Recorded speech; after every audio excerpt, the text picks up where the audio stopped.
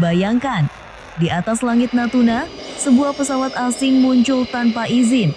Dalam hitungan detik radar menyala, sistem terkunci dan dalam 20 detik, ancaman itu lenyap dari langit. Inilah yang bisa dilakukan Buk M2E dan Indonesia sangat menginginkannya.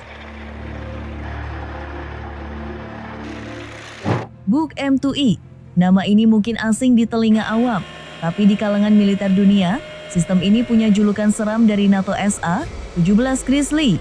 Dibuat oleh Almaz Antey, salah satu raksasa industri pertahanan Rusia, Buk M2E adalah sistem pertahanan udara kelas menengah yang bisa menghancurkan hampir semua ancaman dari langit pesawat tempur, helikopter, rudal jelajah, bahkan bom berpemandu presisi. Jangkauannya 45 km. Ketinggian maksimum yang bisa dicapai 25 km. Dan yang paling menakutkan, sistem ini bisa menembak 24 target sekaligus. 24 bersamaan dalam satu baterai. Lalu bagaimana cara kerjanya? Satu baterai Buk M2E terdiri dari 4 komponen utama. Pertama, radar akuisisi 9S18M1E matanya sistem ini. Dia yang pertama melihat ancaman dari kejauhan. Kedua, pusat komando 9S510E otaknya. Disinilah keputusan dibuat, siapa yang ditembak, kapan, dan oleh unit mana. Ketiga, kendaraan peluncur Telar 9A317E.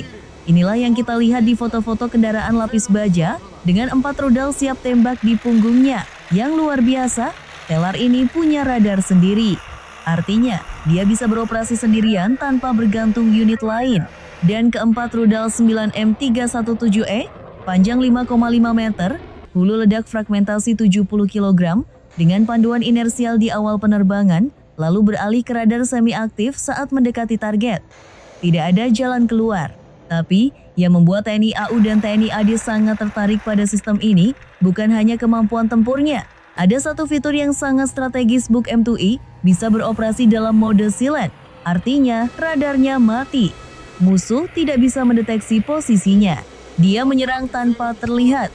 Dan waktu siap tempurnya, 5 menit dari posisi Mars. Bahkan untuk berpindah posisi dengan seluruh peralatan aktif, 20 detik lebih cepat dari kamu sarapan. Sekarang, kenapa Indonesia menginginkan ini? Jawabannya sederhana. Kita punya 17.000 pulau, garis pantai terpanjang keempat di dunia, dan wilayah udara yang mustahil dijaga hanya dengan pesawat tempur. Indonesia membutuhkan lapisan pertahanan, sistem yang bisa ditempatkan di Natuna, di Kalimantan Utara, di Papua, dan dalam hitungan menit, siap menghadang ancaman apapun yang datang dari udara.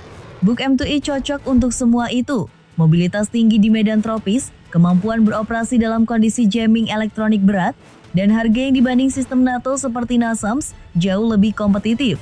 Bahkan Rusia sudah pernah membawa sistem ini ke pameran Indo Defense 2012 di Jakarta. Mereka tahu Indonesia tertarik, dan Indonesia tahu apa yang mereka butuhkan. Tapi, ada satu hambatan besar yang selalu membayangi sanksi CAATSA dari Amerika Serikat. Siapapun yang membeli senjata dari Rusia terancam sanksi ekonomi. Ini yang membuat keputusan Jakarta tidak pernah mudah. Buk M2E bukan sekadar senjata. Dia adalah pernyataan bahwa sebuah negara serius dalam menjaga langitnya. Indonesia dengan prinsip politik luar negeri bebas aktif, punya hak dan kebutuhan untuk memilih sistem pertahanan terbaik dari manapun asalnya. Bukan dari barat saja, bukan dari timur saja, tapi dari siapapun yang bisa menjaga kedaulatan 270 juta jiwa rakyatnya. Dan jika suatu hari Buk M2E berdiri di atas tanah Natuna, menatap langit dengan radarnya yang tajam itu bukan ancaman bagi siapapun. Itu adalah pesan bahwa langit Indonesia dijaga oleh Indonesia. Gimana menurut kalian? Haruskah Indonesia mengakuisisi Buk M2E? Tulis di kolom komentar. Jangan lupa like, subscribe, dan aktifkan notifikasi karena konten pertahanan terbaik ada di sini. Sampai jumpa di video berikutnya.